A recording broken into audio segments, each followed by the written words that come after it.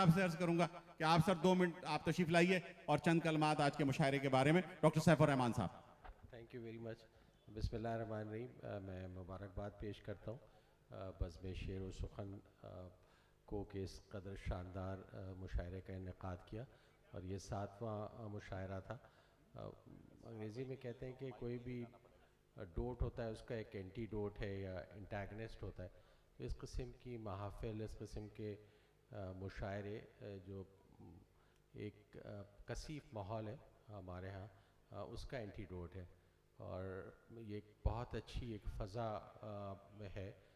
شہر میں ابھی بہت بڑا مشاعرہ ہوا ساکنان شہر کراچی کا، اور پھر یہ اس قدر شاندار مشاعرے کا انعقاد اس چیز کی غمازی کرتا ہے کہ کراچی کے شہریوں میں وہ امنگ ہے ابھی، اور جتنے بھی مشکل حالات ہوں اس میں اس سے گھبراتے نہیں ہیں اور بہتر کر رہے ہیں. میں تمام شعراء کرام کا جو کہ یہاں پر اتنی رات تک بیٹھے رہے ان کا شکریہ ادا کرتا ہوں بزم شعر و سخن کی انتظامیہ کی طرف سے.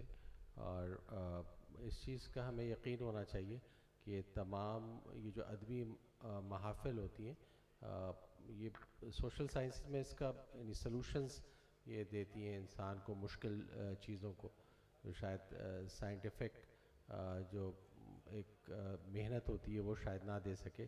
یہیں سے کوئی بات، یہیں سے کوئی ایسا لفظ، کوئی ایسا مصرع، کوئی ایسا شعر اور کوئی ایسی بات نکلے جو کوئی گرہ کھول دے، کوئی پرابلم کو سالو کر دے. اس امید کے ساتھ کہ آئندہ آنے والے سالوں میں، دنوں میں بزم شعر و سخن مشاعرہ